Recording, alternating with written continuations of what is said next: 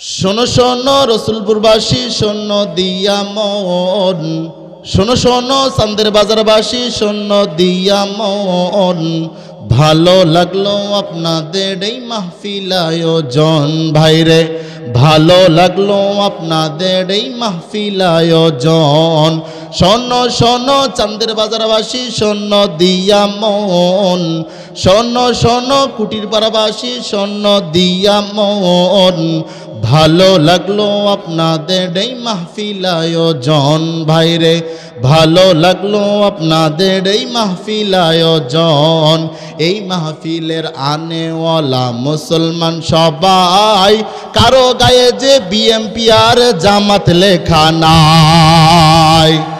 এ জোরে ঠিক কোন, জোরে কোন ঠিক, আরো জোরে পিছনের ভাইরা বলেন ঠিক।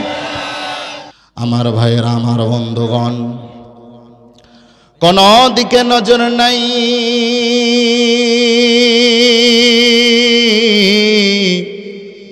আমার আল্লাহ রব্বুল আলামিন আজ থেকে ১৫০০ বছর আগে কালামুল্লাহ কুরআনুল কারীম আমার আপনার নবীর উপরে মুহাম্মদ আরবি সাল্লাল্লাহু আলাইহি ওয়াসাল্লামের উপর নাজিল করলেন।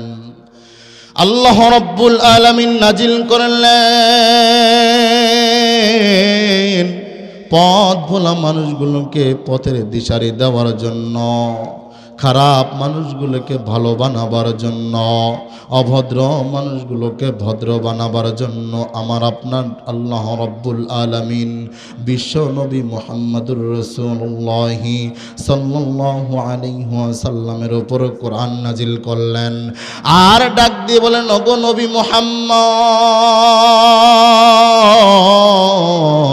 এই কোরআন যারা নিজের জীবনে সিটিং আর ফিটিং করে নিবে, এদের জীবনকে আমি আল্লাহ দামি বানায়া দিব। শুধু তাই নয়, চান্দের বাজারের কুটির পাড়ার মুসলমান ভালো করে শুনে বুঝে যান, কোরআন মানলে জান্নাতি, না মানলে জাহান্নামী। আওয়াজ দিয়ে বলেন কোরআন মানলে, না মানলে আওয়াজ দিয়ে বলেন।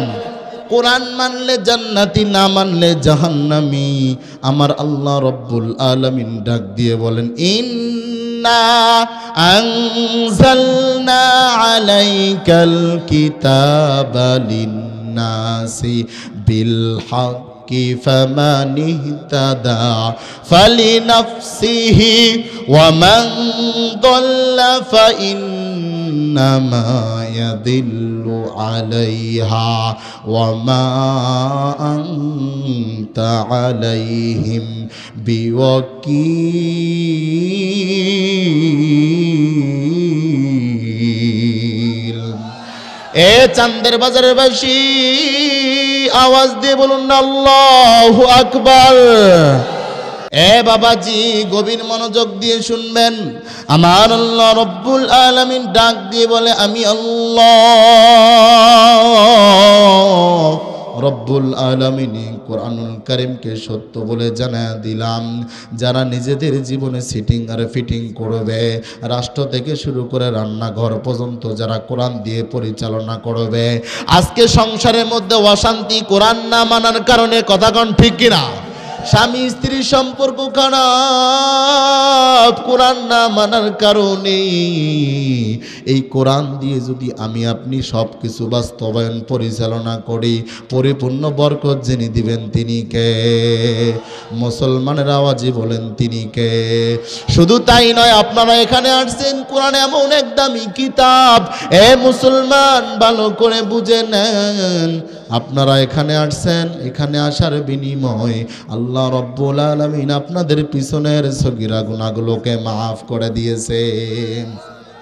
শুধু তাই না, আল্লাহ রব্বুল আলামিন বলেন, ওয়াল্লাহু ইয়াদউ ইলাল জান্নাতি ওয়াল মাগফিরাতি বিইذনিহি ওয়া ইউবাইয়িনু আয়াতিহি লিন-নাসি লাআল্লাহুম ইয়াতাযাক্কারুন।